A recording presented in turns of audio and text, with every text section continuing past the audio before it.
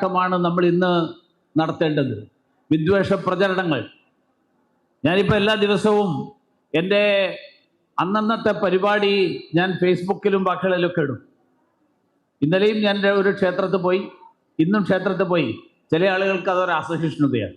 നിങ്ങൾ MLA അല്ലേ, നിങ്ങൾക്ക് വേറെ പണിയൊന്നുമില്ലേ, നിങ്ങൾ എല്ലാ ദിവസവും അമ്പലത്തിൽ പോവാണ് പണിയുന്നത്. അപ്പോൾ അമ്പലത്തിൽ പോകുന്നത് കൊണ്ട് ആർക്കെങ്കിലും എന്തെങ്കിലും ദോഷമുണ്ടോ? അമ്പലത്തിൽ പോകുന്നത് ആരെങ്കിലും ഇല്ലാതാക്കാൻ വേണ്ടിയിട്ടല്ല, ആർക്കെങ്കിലും എതിരായിട്ട് വിദ്വേഷ പ്രചരണം നടത്താൻ വേണ്ടിയിട്ടല്ല, ആർക്കെങ്കിലും എതിരായിട്ട് നശിച്ചു പോട്ടെ എന്ന് പ്രാർത്ഥിക്കാനല്ല.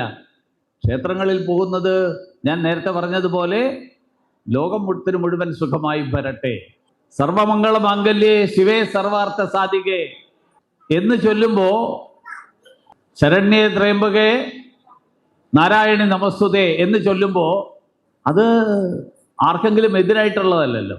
അതിലെന്തിനാ അസഹിഷ്ണുത? പക്ഷേ ഞാൻ ഇന്നലെ കൊട്ടാരക്കര ഗണപതി ക്ഷേത്രത്തിൽ പോകുന്നു എന്നുള്ളത് എഴുതിയപ്പോൾ താഴെ വന്നിട്ട് കുറേ ആളുകൾ അതിനെതിരായിട്ടുള്ള വിദ്വേഷ പ്രചരണം.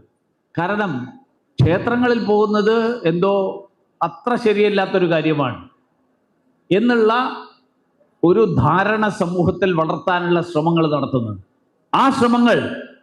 ആ ശ്രമങ്ങൾ ചെറുത്തു തോൽപ്പിക്കാനുള്ള ഉത്തരവാദിത്വം സനാതന ധർമ്മ പാരമ്പര്യം വീണ്ടെടുക്കുക എന്ന് പറയുമ്പോൾ ആ ഉത്തരവാദിത്വമാണ് നമുക്ക് നിറവേറ്റാനുള്ളത്.